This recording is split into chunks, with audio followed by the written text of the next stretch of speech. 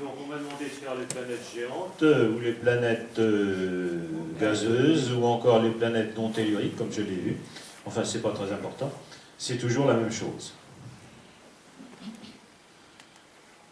Alors on va se servir évidemment du système solaire, puisque les seules planètes géantes et les seules planètes tout court qu'on connaît bien sont celles du système solaire. Alors c'est le système solaire revu et corrigé. Comme vous pouvez le voir, Pluton n'existe plus dans les planètes, puisque c'est une planète naine déjà depuis 13 ans.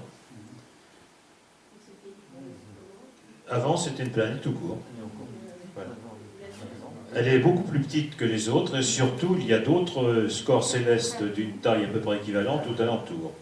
Donc ça ne répond plus aux planètes telles qu'elles sont définies. C'est simplement pour éviter d'avoir un nombre trop important de planètes, puisque, comme vous le savez, on a trouvé beaucoup de planètes qui sont des planètes extra-neptuniennes et qui sont en nombre important maintenant, et on en est toutefois peut-être d'autres.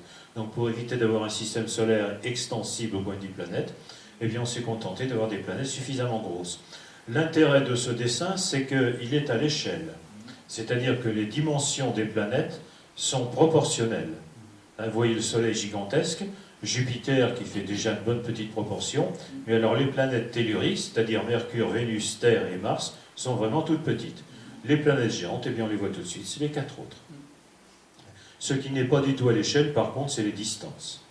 Effectivement, si elle était à l'échelle, les distances, il faudrait mettre Neptune à plusieurs kilomètres. Ce qui poserait évidemment de gros problèmes. Les planètes géantes sont également majoritaires dans les exoplanètes, c'est-à-dire les planètes autres que celles du système solaire. Là, vous avez le nombre de planètes géantes en 2013. Ce qu'il faut savoir, c'est que la NASA, au printemps dernier, en mai dernier, en a envoyé pratiquement 1500 d'un seul coup. Elle les avait gardées en réserve, en quelque sorte, et elle les a homologuées à ce moment-là. Ce qui est intéressant, c'est de voir la proportion. Vous aviez à peu près 1500 planètes à ce niveau-là, en 2013, et vous voyez que plus de la moitié sont des planètes géantes. Et la moitié, à peu près, sont des planètes géantes, au moins de la taille de Jupiter. Alors pourquoi a-t-on trouvé plutôt les planètes géantes? Parce qu'elles sont beaucoup plus faciles à détecter que les autres. Elles ont beaucoup plus d'effets sur leurs étoiles, elles ont beaucoup plus d'effets à la fois dans la vitesse radiale, mais également dans la luminosité de l'étoile. Alors on a trouvé cependant un certain nombre d'autres planètes que je ne représente pas ici, parce que ce n'est pas le but de l'opération. La plus grosse planète géante découverte à ce jour-là ne porte pas de nom, elle porte un sigle HD, 106 906b. Il est 11 fois plus massif que Jupiter, mais il n'a que 13 millions d'années. C'est très peu pour une planète. Et il gravite à plus de 650 unités astronomiques, c'est-à-dire 650 fois la distance entre le Soleil et la Terre. Il est très éloigné, autour de son étoile qui est située dans la constellation de Croix du Sud, à 300 années-lumière de la Terre. Alors, pourquoi est-ce la plus grosse? Et vraisemblablement, bon, elle sera peut-être légèrement dépassée, mais pas beaucoup plus, c'est qu'au-delà de cette taille, eh bien, 11 fois plus massif, ce n'est plus une planète, c'est une petite étoile. On appelle ça une naine brune, c'est-à-dire une étoile qui fournit beaucoup plus d'énergie qu'elle en reçoit, mais qui n'est pas lumineuse pour autant. Il y a certainement beaucoup de naines brunes dans l'univers, mais elles sont loin d'être toutes détectées. Donc c'est la limite maximum des planètes géantes. L'intérêt de l'histoire, c'est savoir comment se fabriquent ces planètes, comment elles se créent. Alors il y a deux possibilités. Ça, c'est un bonhomme qui s'appelait Jeans, qui a trouvé que la planète géante pouvait avoir un mécanisme tout à fait analogue à celle de la formation de l'étoile. Autrement dit, bien par gravité, le gaz s'agglomère. Et lorsqu'on fait quelques calculs, vous verrez une formule qui vaut besoin de faire ces calculs si ça vous amuse, eh bien, ça va assez vite, puisqu'on trouve qu'une planète qui aurait à peu près 1000 fois la masse de Jupiter, eh bien, pourrait être formée en seulement 1000 ans. La masse atteinte, ici c'est la formule qui permet de voir la masse éventuellement de celle de Jupiter, eh bien, donnée par la formule. Alors pour un titre indicatif C, c'est la vitesse de la lumière, G c'est la constante de gravitation universelle, et ρ c'est la densité de matière. Vous pouvez voir que c'est fonction de cette vitesse d'agglomération, de vitesse de la lumière, et les coefficients ne sont pas forcément toujours aussi exacts que ça. C'est la formule dite de Jeans. Alors ça permet de fabriquer uniquement des corps à partir de gaz. Autrement dit, les planètes géantes de ce type n'ont pas de noyau solide. Et c'est une méthode très rapide, analogue à celle des étoiles. Mais comme l'agglomération se fait en quantité limitée, eh bien, il ne peut pas y avoir de démarrage, disons, de réaction de fusion. Donc, ça ne peut pas être une étoile. C'est simplement une grosse masse de gaz.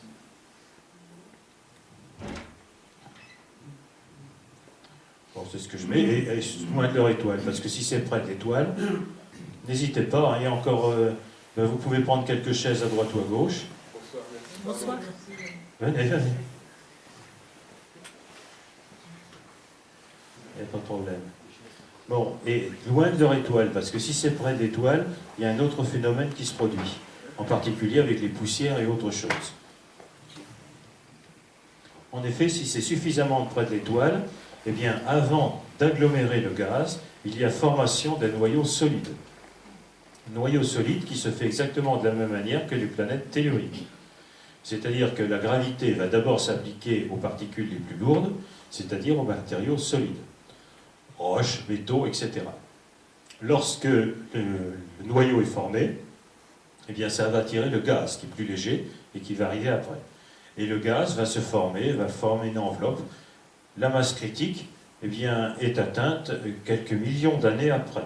Remarquez tout à l'heure, c'était 1000 ans. Là, c'est millions d'années, 1000 fois plus. C'est donc beaucoup plus lent, question formation.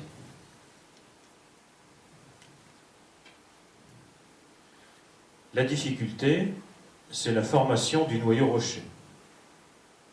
On ne sait pas exactement comment on va pouvoir se débrouiller. On sait que ça peut former une planète tellurique, mais une planète gazeuse, c'est une étape supplémentaire. Et la deuxième chose, c'est que ça se forme forcément près de l'étoile. Les petits morceaux rocheux sont près de l'étoile, ils ne sont pas éloignés.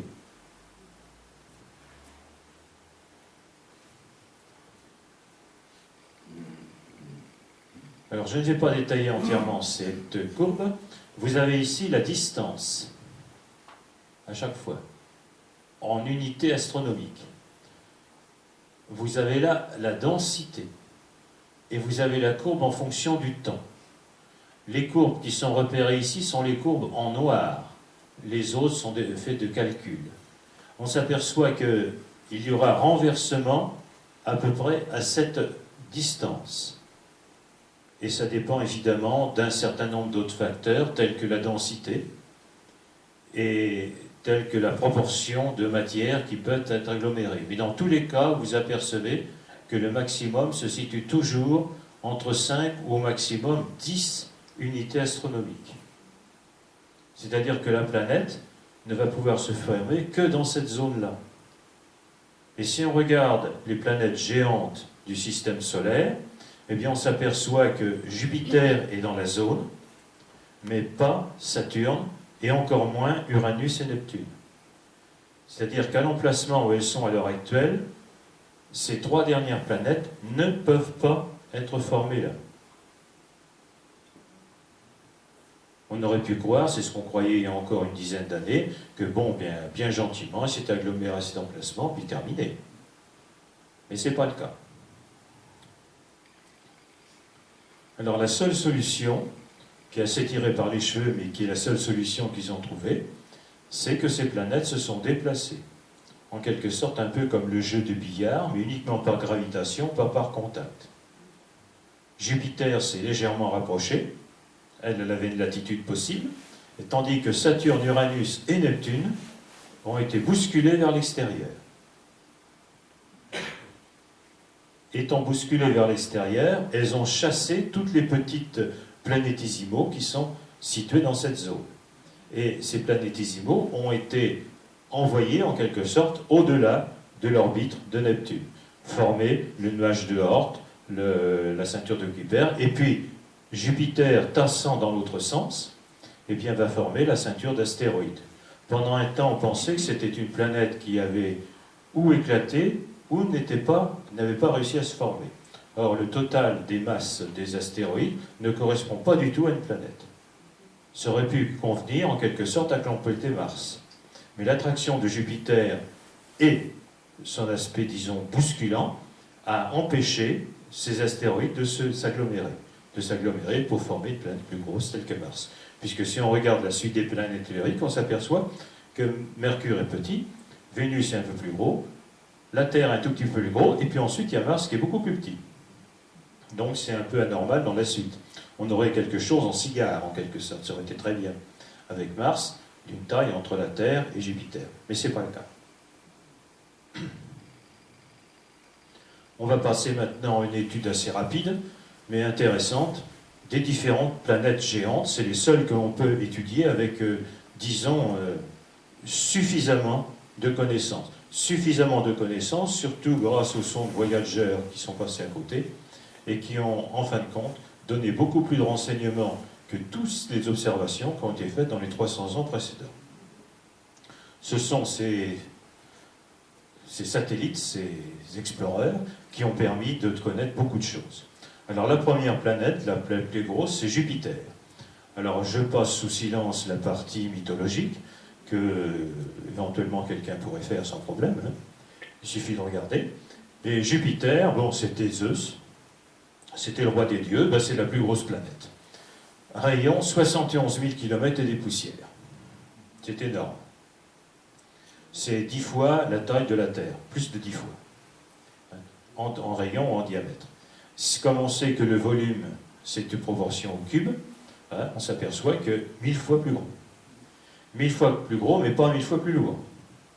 Puisque la densité est relativement faible. La densité de la Terre, c'est plus de 5. La densité de Jupiter, c'est 1,33, c'est-à-dire un peu plus que l'eau, mais tout juste. Ça vient de la composition de cette planète, évidemment. Bon, la distance moyenne, pratiquement 800 millions de kilomètres. Et puis ce qui est intéressant, c'est la valeur du jour, c'est-à-dire sa rotation sur elle-même. Moins de 10 heures, c'est donc extrêmement rapide. Comme la planète est très grosse, extrêmement rapide, ça veut dire que la vitesse linéaire va être colossale. Déjà sur Terre, ça dépasse les 1000 km par heure, et bien voyez un peu ce que ça peut donner sur Jupiter. La valeur de l'année, comme Jupiter est assez éloigné, eh bien la valeur est effectivement assez importante. Voilà ce que donne une photo de Jupiter, ou plus exactement une série de photos. Alors vous avez les deux satellites de Jupiter qui paraissent tout petits à côté, alors qu'ils sont effectivement très gros. Et puis vous avez l'ombre de ces satellites sur la surface de Jupiter. Hein, il ne faut pas confondre les satellites qui sont d'un côté et l'ombre qui est là. En vérité, il y en a un qu'on ne voit pas, qui donne une ombre, mais enfin ça fait rien. Jupiter a de très nombreuses bandes colorées. Bon, ça donne à peu près ceci avec un très gros télescope, hein. Vous avez un certain nombre de bandes, et ces bandes sont très variables. Et pas forcément toujours très visibles d'ailleurs, hein. La différence de teinte est due à la différence à la fois de vitesse et de composition. Dans la haute atmosphère de Jupiter, la composition est assez différente d'un côté à l'autre. Donc, là, je vous ai donné la liste des bandes. Vous avez les bandes principales, hein, tropiques ou extrêmes. Bon. Alors voici une photo qui a été prise par la sonde Voyager de beaucoup plus près. Les vitesses atteignent 600 km par heure. Alors si vous regardez la bande en dessous, vous avez l'impression qu'il y en a qui foncent à l'envers, hein. Ce n'est pas tout à fait juste, hein. C'est-à-dire que certaines, se déplaçant plus ou moins vite, eh bien ça donne l'impression que ça va en arrière, mais c'est faux, hein. Alors vous avez la tache rouge qui permet de repérer un peu mieux. Voilà, c'est assez spectaculaire, et puis en plus, comme c'est écrasé, les vitesses ne correspondent pas à la réalité, puisqu'en fin de compte, il y a un aspect, disons, proportionnel. Ce qui est beaucoup plus intéressant, c'est la nature de ces bandes. 5000 km d'épaisseur. Hein. Ben oui, quand on voit que ça fait 71 000 km de diamètre, de rayon, 5000 km, c'est pas grand-chose finalement, hein. La pression atmosphérique, c'est 20 à 200 000 pascal. La pression atmosphérique, c'est l'hectopascal, c'est-à-dire qu'ici, ça va de 20 à 200 fois la pression atmosphérique que l'on a sur Terre. Ça écrase assez allègrement, hein. Essentiellement de l'hydrogène. On appelle ça de l'hydrogène parce qu'effectivement, la molécule d'hydrogène est double. L'hélium, méthane, vapeur d'eau, ammoniac, éthane, les hydrates de phosphore et sulfure d'hydrogène sont ce qui colore légèrement en rougeâtre. Il en faut relativement peu pour pouvoir avoir une coloration tout à fait correcte. Bon, il y a beaucoup d'autres choses qui ont été détectées, mais enfin ça c'est relativement peu intéressant. La tache rouge. Il est à remarquer que les premières observations de Jupiter, qui ont eu lieu avec Galilée et Huygens, ne notaient pas la tache rouge. Est-ce qu'ils n'ont pas vu? Est-ce qu'ils n'ont pas considéré que c'était intéressant? On n'en sait rien. Ou peut-être n'existait pas. Alors la tache rouge a été baptisée ainsi simplement en 1878, compte tenu de sa teinte.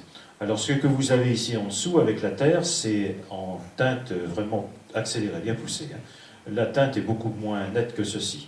Elle est moins nette aussi, d'après ce qu'on a pu voir, que celle que l'on avait détectée il y a 150 ans. Elle était plus rouge. Et surtout, elle était beaucoup plus grande. Elle a diminué pratiquement de moitié en taille. Alors la première fois qu'elle a été notée, c'est sous Louis XIII, c'est-à-dire juste après Galilée. Peu de temps après. Donc ça fait 300 ans que cette tache rouge se balade. Va-t-elle disparaître? On n'en sait rien.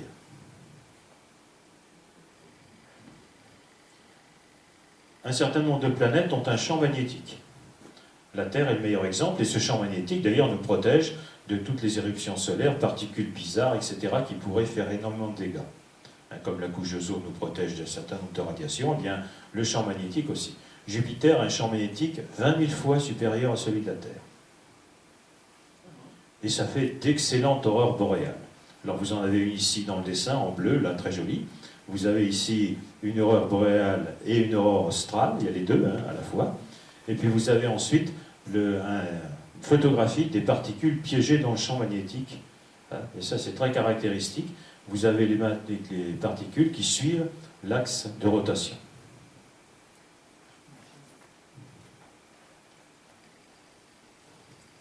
Jupiter a une taille énorme, donc, et puis une masse énorme, donc une attraction très importante. Jupiter, c'est un véritable bouclier pour les autres planètes. Quand une comète passe pas trop loin, Jupiter l'attire.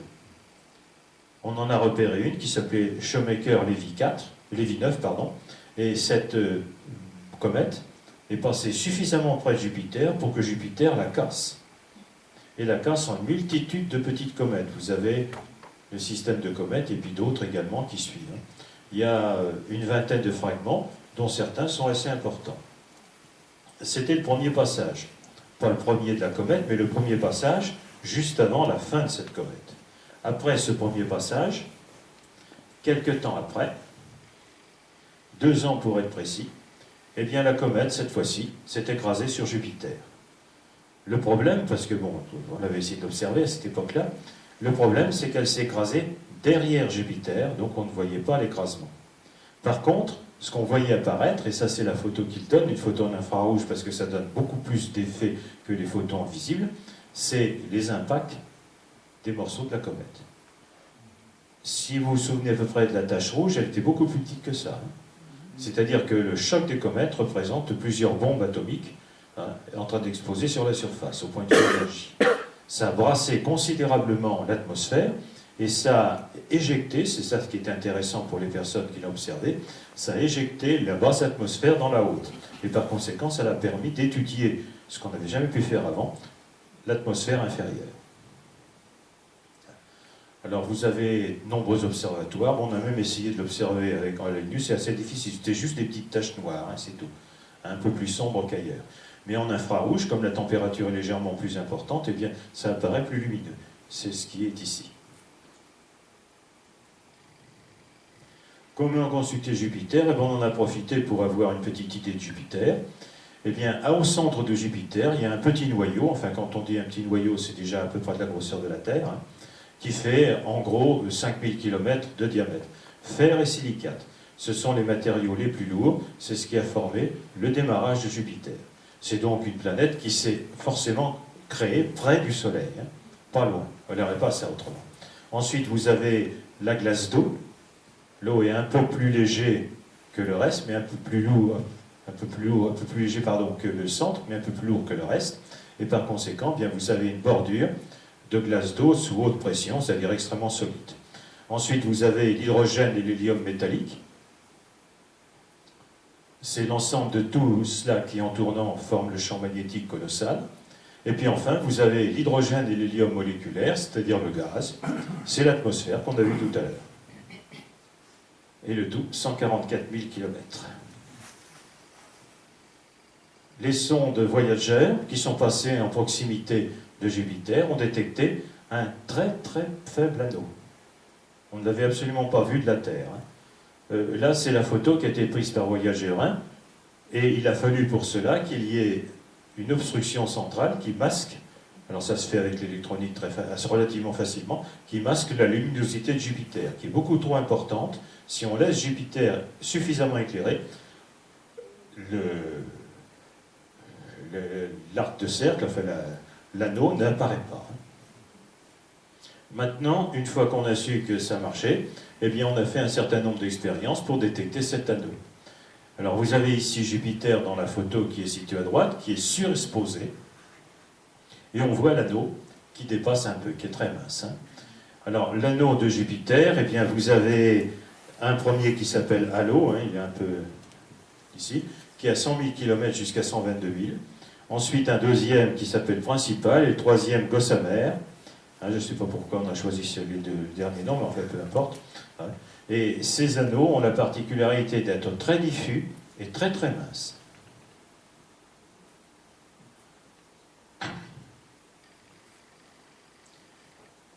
Jupiter a la particularité d'avoir les plus gros satellites du système solaire. Ce sont les fameux satellites galiléens, que Galilée avait nommés satellites médiciens, pour Médicis, qui était en quelque sorte son sponsor, son mécène, et on a retenu finalement le nom de satellite galiléen. Là, cette photo est intéressante parce qu'elle permet d'avoir 3 de ces satellites. Vous avez Io, tout à fait en bas. Vous avez ici, qui projette une ombre sur Jupiter, c'est Callisto. Et enfin, Europe, qui projette cette ombre-là. Ça permet ainsi de voir les différences entre ces satellites. On voit tout de suite que Callisto et Europe sont un peu plus gros qu'Io. Et c'est effectivement le cas. Mais ce ne sont pas les plus gros. Le plus gros, c'est Ganymède. Ganymède qui fait plus de 5300 km de diamètre. Presque Mars. Ganymède ici, Callisto c'est le suivant. Io et Europe se suivent. Vous pouvez constater que Io est assez particulier. Et puis pour permettre de voir les dimensions, on a mis la tache rouge juste dessous, bien entendu. Ce n'est pas une photo réelle, c'est un montage.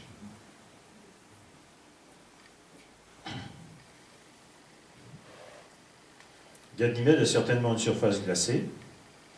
Ganymède a reçu pas mal de chocs. Vous avez une très belle photographie qui doit représenter ce qui s'est passé un peu sur Jupiter avec la comète. Comme une rafale de mitrailleuse, là, en biais. Et puis on voit que la surface est extrêmement ridée. Elle a dû subir pas mal de transformations au départ. Callisto, constellé de chocs. Chaque petit point, c'est un météorite qui a tapé sur Callisto. Europe, c'est finalement une planète océan qui est glacée sur au moins 2000 ou 3000 km d'épaisseur.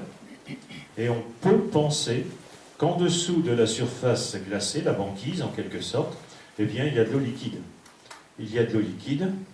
Tiens, qu'est-ce qui se passe? Enfin, il y a de l'eau liquide car lorsqu'on regarde la surface, on s'aperçoit qu'il y a des crevasses. Il y a également quelques trous.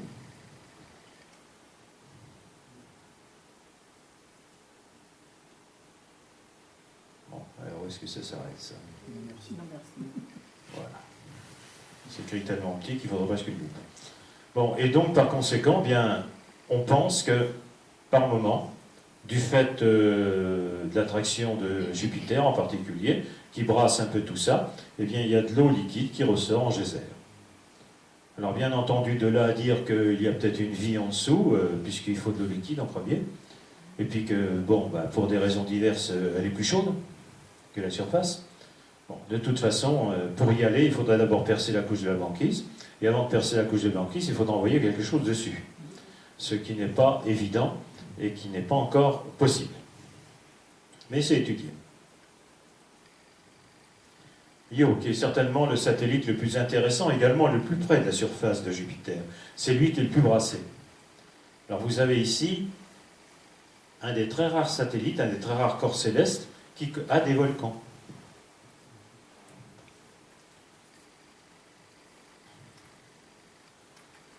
La surface n'est pas gelée ici. C'est une sorte, enfin il y a quand même un peu de glace, mais surtout une sorte de silice, comme un peu, disons, la Lune. Et toutes les parties qui sont un peu orangées, c'est du soufre. Les volcans sur Io sont des volcans de soufre. Le soufre est craché à l'état liquide à 300-400 degrés. C'est beaucoup moins que la lave de terre, qui peut monter jusqu'à 1500. C'est également, cependant, beaucoup plus que l'autre satellite qui lui aussi est volcanique, qui est Miranda. Miranda crache de l'ammoniac. Là, c'est moins 80. Quelques photos de ces éruptions. Alors, quand Voyager est passé, il y a une éruption qui s'est produite à la surface de Jupiter, qui a été très facilement, on l'a juste vue tout à l'heure. Naturellement, il y a beaucoup d'autres satellites, il y en a 63 au total qui ont été répertoriés. Mais les autres sont beaucoup plus petits. Là, vous avez Amalthée, par exemple, qui représente à peu près 200 km de long. Et puis vous avez d'autres, tels que Thébé ou Adrasté, qui est encore beaucoup plus petit, puisque ça représente à peine une dizaine de kilomètres. Après Jupiter, vous avez Saturne. Saturne est presque à une distance double par rapport à Jupiter, puisque ça représente pratiquement 1,5 milliard de kilomètres. Le jour est un peu plus long. L'année, évidemment, beaucoup plus importante.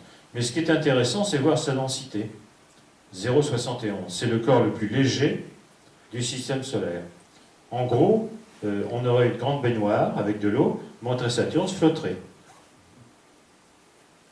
Ça peut paraître assez curieux, mais c'est comme ça. Alors on peut remarquer aussi que Saturne, c'est un prédécesseur de Jupiter. Ça a été choisi comme ça. Le père de Jupiter, c'est Saturne.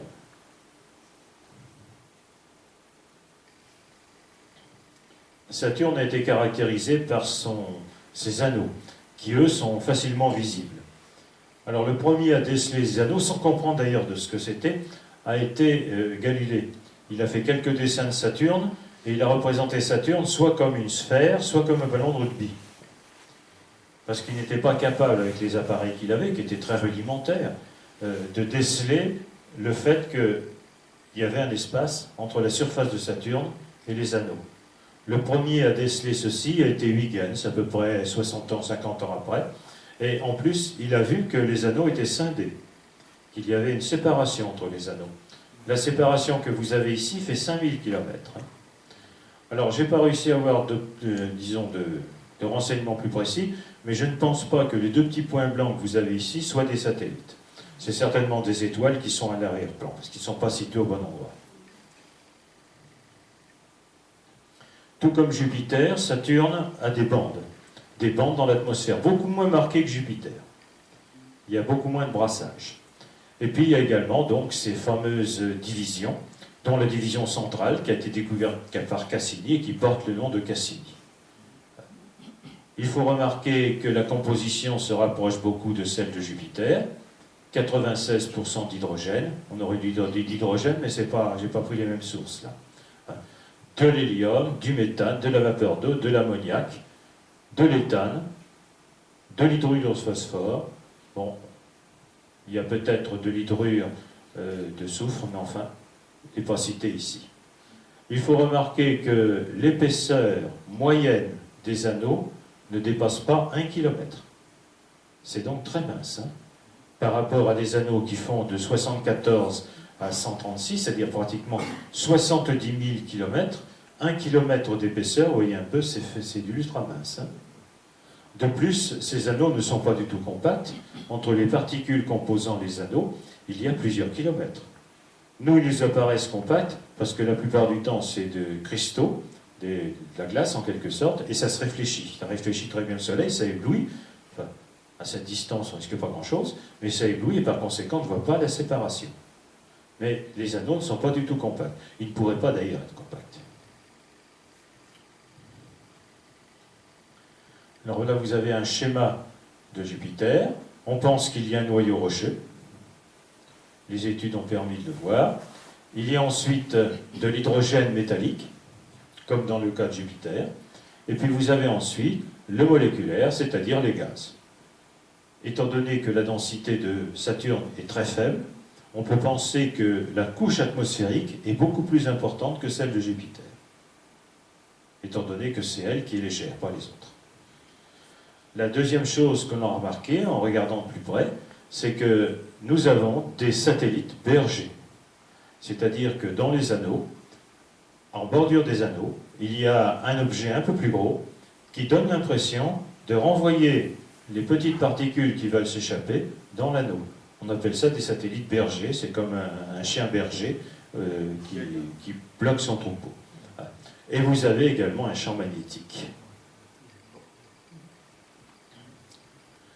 Alors cette image en fausse couleur est assez intéressante parce qu'elle montre que finalement, eh bien, nous avons une grande différence entre les différents anneaux. Des anneaux qui se joignent les uns aux autres, sauf à l'endroit de la division de Cassini, qui curieusement fait quand même 5000 km et est vide. Ça fait la taille de l'Atlantique. Bon, anneau berger, vous avez un anneau intérieur parce que c'est assez difficile à voir, mais là on voit le berger qui doit se trouver ici et qui bloque l'anneau. Il faut vraiment tomber dessus.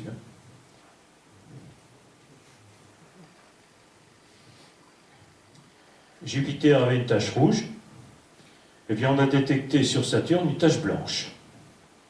Ce qui est assez curieux, c'est que la tache blanche est dans l'hémisphère nord, boréal, et qu'elle apparaît et disparaît. Elle avait été détectée pour la première fois en 1876.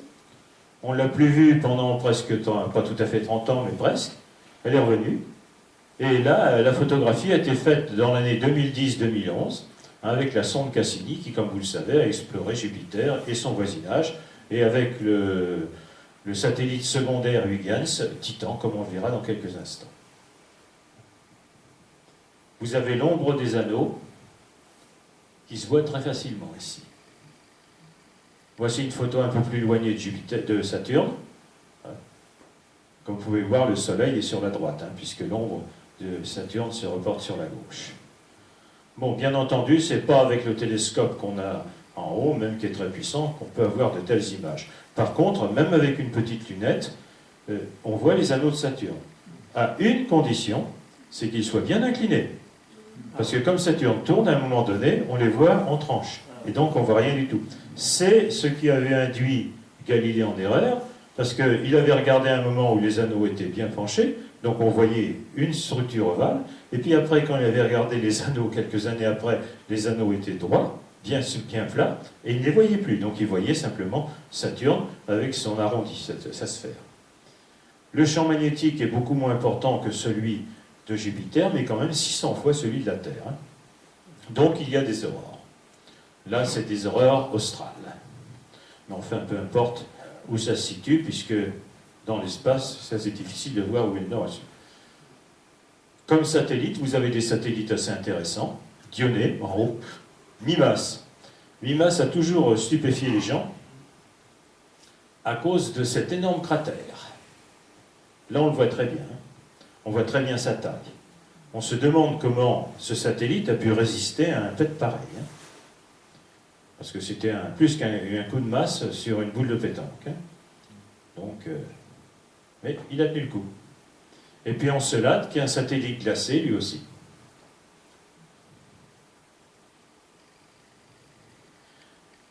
Là, vous voyez Tétis, c'est le plus petit satellite qui se trouve près de la surface des anneaux.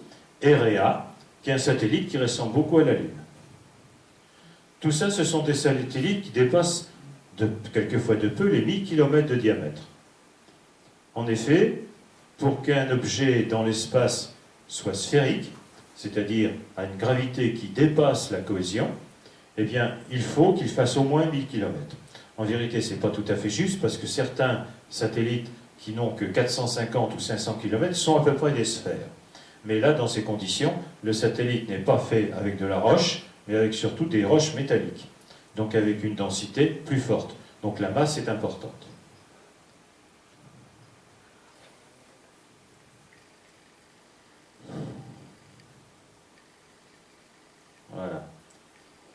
Passons aux petits satellites. Pandora, Phébé, Epiméthéeus, et puis surtout Hyperion. Hyperion fait à peu près 250 km, mais alors c'est une véritable éponge. On se demande comment il a pu se former. Ça, c'est un mystère. À croire qu'il devait être bourré de gaz et qu'il a dégazé pour une raison ou pour une autre, en refroidissant. Il ne s'est certainement pas formé autour de Saturne, parce que l'atmosphère était beaucoup trop froide, ou alors c'est que, comme on l'a pensé tout à l'heure, Saturne était vraiment beaucoup plus près du Soleil. Et ensuite, s'est déplacé. Bon, là, c'est assez curieux. Et enfin, celui qui est le plus spectaculaire, le plus mystérieux aussi, c'est Titan. Titan est le deuxième en taille. Il est juste en dessous de Ganymède. Il fait un peu plus de 5100 km. Titan est recouvert d'une atmosphère très dense de méthane. Et par conséquent, eh bien, on n'a pas vu pendant très longtemps sa surface. On l'a vu pour la première fois lorsque la sonde Cassini a largué le module Huygens, dont vous avez le dessin en dessous. Et il s'est trouvé que, comme c'est un système, enfin c'est un satellite européen, on a eu les images, non pas immédiatement, parce qu'il faut quand même que le signal arrive, mais dès leur arrivée à Darmstadt, en Allemagne. Et on avait mis 2 ordinateurs au fond de la salle, pour pouvoir voir au fur et à mesure l'arrivée de Huygens sur Titan. Et on a pu voir ainsi une succession de photos progressives. Et voilà ce qu'on voyait dans la première photo. En quelque sorte, on voyait presque comme une surface, une bordure de mer qui apparaissait dans les nuages. Naturellement, ce n'est pas de l'eau, hein, c'est du méthane liquide.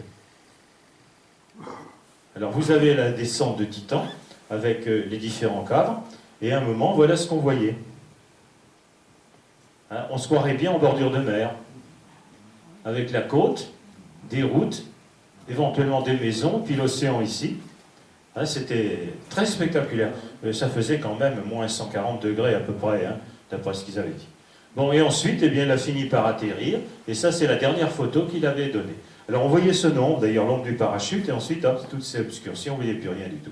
La taille des cailloux fait à peu près 20-30 cm. Là. Voilà la surface.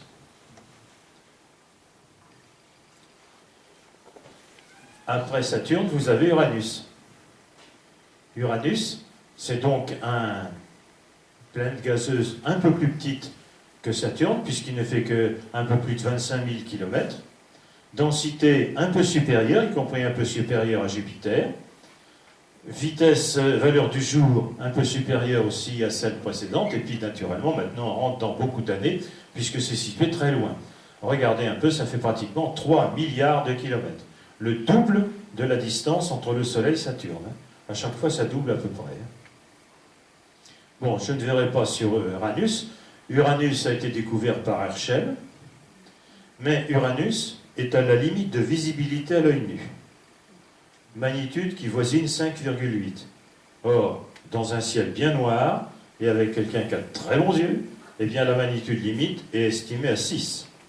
Et effectivement, en regardant un certain nombre de documents qui dataient de l'époque de Galilée, on s'est aperçu qu'il avait vu quelque chose qu'il n'a plus vu par la suite, puisqu'il fallait quand même des conditions exceptionnelles, et il est possible que ce quelque chose corresponde à Uranus. Mais il n'avait absolument rien vu du tout d'autre, hein, il ne savait pas que c'était une planète. Le premier à voir une planète, ça a été Herschel avec son Titan, son télescope géant, hein, avec miroir de bronze d'ailleurs, il fallait le faire. Eh bien, il est arrivé à voir ceci. Alors, il y a une petite histoire là, qui est ici. Le Verrier tenait à ce qu'on appelle Uranus la planète Herschel, pour une raison très simple, comme il avait découvert Neptune, il dit, puisqu'on avait appelé la précédente Herschel, on va l'appeler la mienne Le Verrier. Et puis ça n'a pas marché.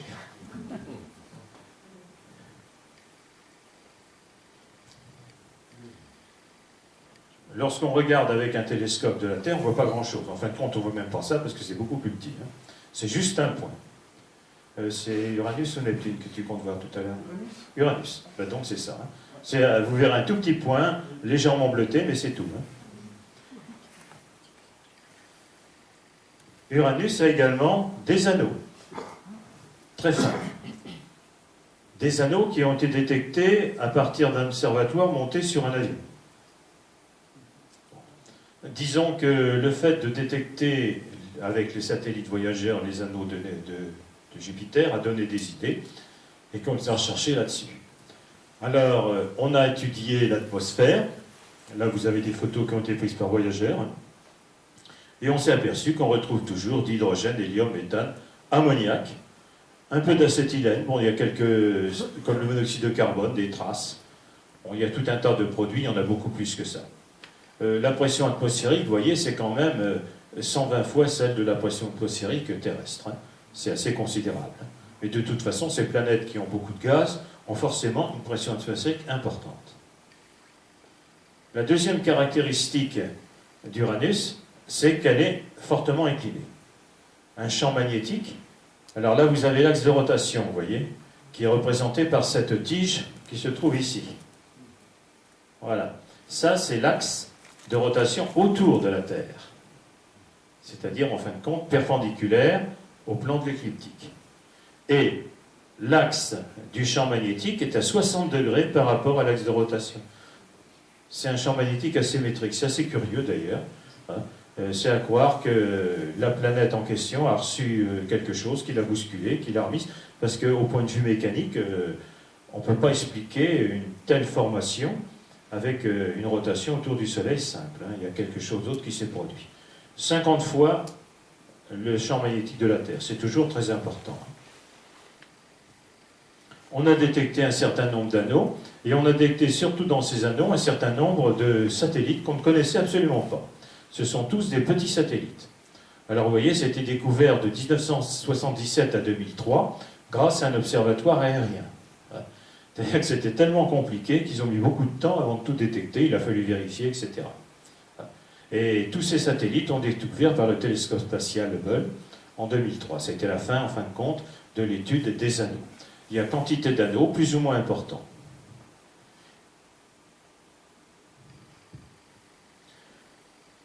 L'analyse qui a été faite d'un point de vue mécanique par les satellites voyageurs, eh bien, a montré qu'il y avait un noyau, vraisemblablement, comme dans les autres, un noyau avec du fer et puis également de la silice, qui avait autour de la glace, glace d'eau, glace de méthane, glace d'ammoniac, et puis une atmosphère assez importante d'hydrogène en particulier, essentiellement. On a vu la composition tout à l'heure.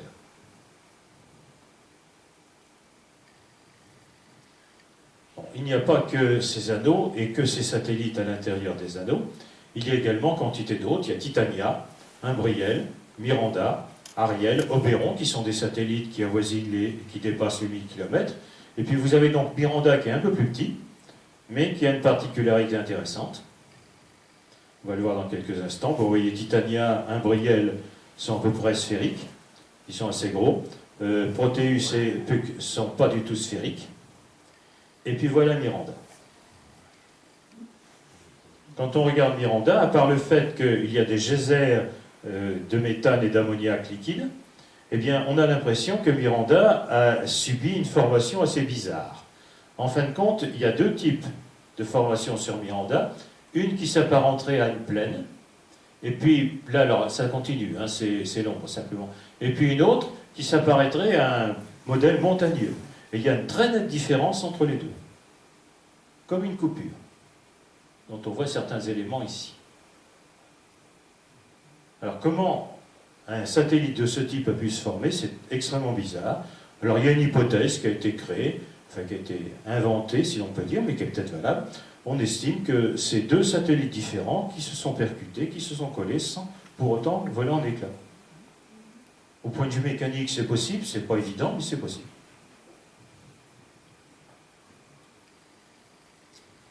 Neptune, un tout petit peu plus grand qu'Uranus, que vous avez tout à l'heure, donc presque 25 000 km, une densité à peu près identique, et cette fois-ci on a 4 milliards 500 millions de kilomètres. Valeur du jour, on se rapproche un peu des 24 heures, enfin 18 heures. Elle a été découverte en 1846 par Le Verrier, uniquement par le calcul. Le Verrier avait, une fois que la planète précédente avait été étudiée sur une période suffisamment grande, Le Verrier s'était aperçu que la trajectoire ne correspondait pas exactement à ce que ça aurait dû être avec les simples lois de la gravitation et l'influence des planètes telles que Saturne ou Jupiter. eh bien, il a cherché ce qui pouvait perturber cette planète. Et il a déduit de ses calculs qu'il y avait une autre planète, plus éloignée, assez grosse, et qui perturbait ceci. Alors il s'est trouvé, parce que quelquefois les calculs sont curieux, qu'il avait fait une erreur, ou plus exactement 2 erreurs qui se compensaient. Si bien que quand il a, parce que l'observatoire de Paris était en réflexion à ce moment-là, quand il a envoyé sa position à un de ses copains, Gall, qui dirigeait l'observatoire de Berlin, eh bien Gall, en quelques minutes, quelques heures, dirons-nous, parce que quelques minutes c'est peut-être un peu exagéré, et a mis le télescope droit sur la planète. Et il l'a trouvé tout de suite. Ce qui montrait que le calcul qu'on aurait pu estimer être très bon, et bien finalement, il était, avec les erreurs successives, excellent. Par la suite, on s'est aperçu qu'il y avait eu des erreurs. Alors, c'est contesté ceci par un savant anglais, Adams, qui l'aurait trouvé avant, mais personne n'en a tenu compte. De toute façon, il avait fait, lui, des erreurs qui ne se compensaient pas. Et il y aurait eu beaucoup de difficultés pour le trouver. Bon, alors, du côté des anglo-saxons, on dit que c'est Adams qui a trouvé la planète, et puis ailleurs, on dit que c'est Le Verrier. Ça s'appelle des contestations scientifiques. Voilà.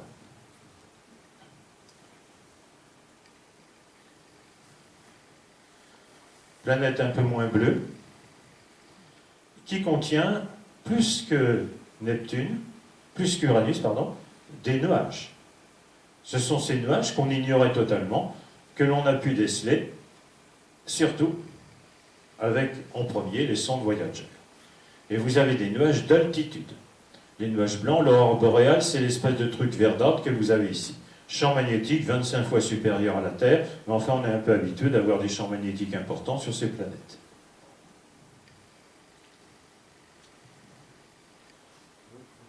La couche atmosphérique est importante. Vous avez toujours les mêmes produits. D'hydrogène, hélium, méthane, ammoniac, éthane, acétylène. Bon, les autres, on ne les a pas notés, parce qu'ils sont en quantité relativement restreinte. Et ce qui est intéressant, c'est cette tache, qui a disparu d'ailleurs, paraît-il, et autour, comme des petits nuages noirs et blancs. Pardon. Les voici en grossissement. La grande tache, bleuâtre. Vous avez ensuite une petite tache, en dessous, avec un centre un peu plus blanc. Et puis ce qui est assez curieux, c'est cette tache blanche qui s'appelle le scooter. On me dirait, pourquoi tant plus? Parce qu'elle va beaucoup plus vite que les autres. Elle est doublée. Donc, ça revient un peu à ce qu'on avait vu pour Jupiter, où il y avait des vitesses assez différentes. Mais là, comme il n'y a pas de bande, pas plus que sur Uranus tout à l'heure, eh bien, c'est seulement la tache qui se repère.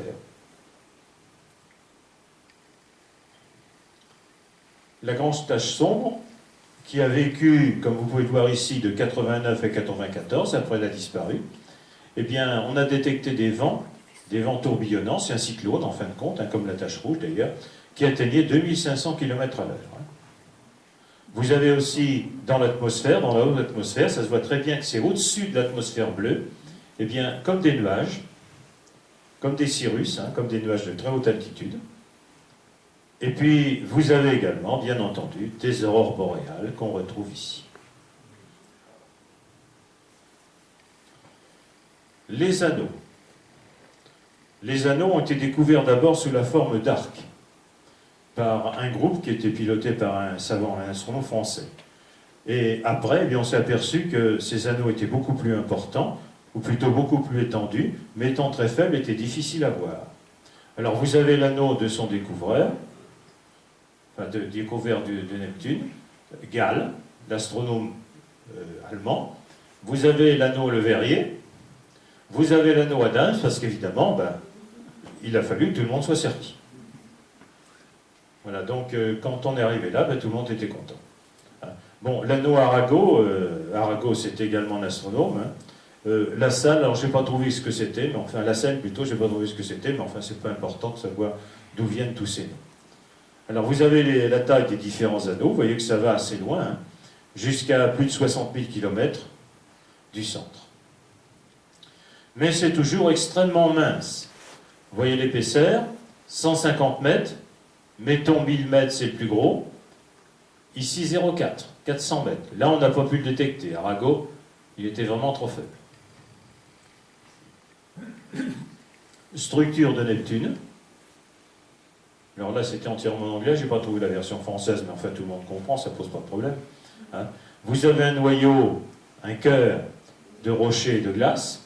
Vous avez ensuite un manteau avec de la glace d'eau, water, d'ammoniac, de méthane, puis ensuite une atmosphère avec de l'hydrogène, de l'hélium et du méthane gazeux.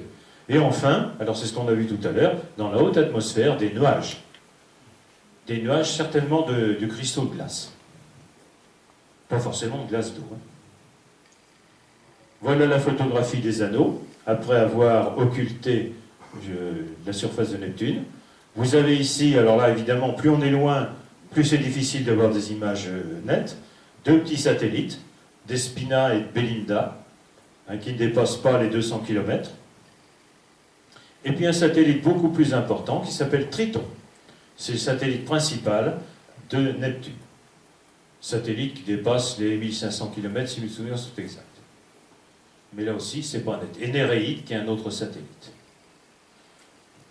Voilà donc ce que j'ai à vous dire sur ces planètes gazeuses. Ce sont les seules que l'on peut étudier avec...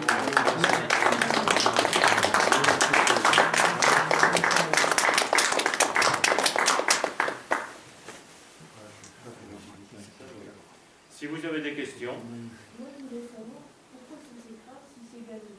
Pourquoi une comète s'écrase si c'est gazeux. C'est comme l'eau. Hein. Quand quelque chose tombe avec une grande vitesse sur l'eau, l'eau c'est du véritable béton. Le gaz c'est pareil. Quand une comète arrive sur la surface terrestre, enfin sur l'atmosphère terrestre qui est pourtant assez diluée, là il faut voir que la densité de